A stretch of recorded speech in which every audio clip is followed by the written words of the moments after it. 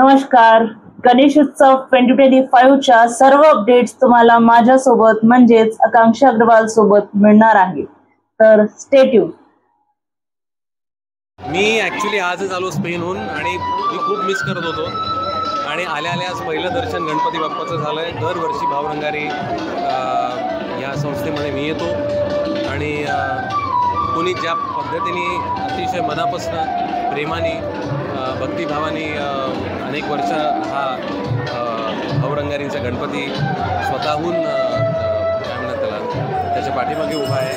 खूप मला आनंद आहे, अभिमान आहे, कौतुक आहे आणि गणपती बाप्पाकडे सगळं आपण आपल्या मनाचं मागत असतो. मी आज सगळ्यांसाठी आनंद, चैतन्य आणि सुखसमाधान हे सांगतो. तुम्ही स्वतः पुणेकर आहात तर पुण्यातल्या गणेशोत्सवाचं बदलतं स्वरूप कसं पाहताय?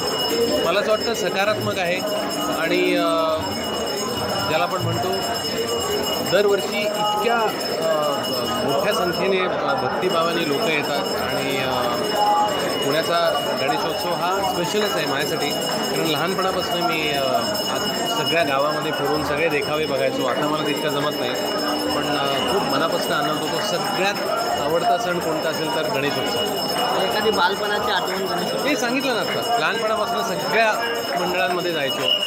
मानाचे 5 गणपती असतील किंवा दगडूशेठ हलवाई असेल, मंडई असेल, बाकी सगळे हिराबाग असेल, मला आठवत आहे की छान देखावे बघायला मिळायचे. खूप आनंद. यंदा पुनीत बालन यांनी DJ मुक्त गणेशोत्सव साजरा करण्याचा निर्धार केला आहे. त्यांच्या निर्धाराकडे कसं वाटतं? मला असं खूप मनापासून बरं वाटतं की ती DJची मला गाणी कधीच आवडली नाही. मला त्याच्यामध्ये काय भक्ती आहे मला जाणवायची नाही स्वतः, पण ज्याला आपण म्हणतो अकूस्टिक जी वाद्य आहेत त्याच्यामधनं जो नाद निर्माण होतो, जो ध्वनी निर्माण होतो, तो सरळ तुमच्या अंगावरती येऊन आदळतो.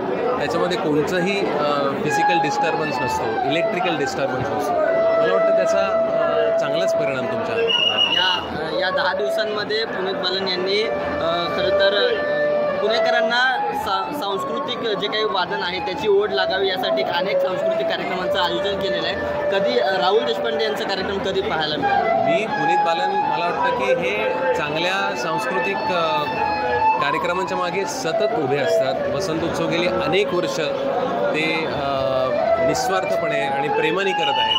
त्यामुळे त्यांच्याकरता मी खूप वेळा गायलो. इथे पण जेव्हा मला सांगतील तेव्हा येऊन गाईन मी.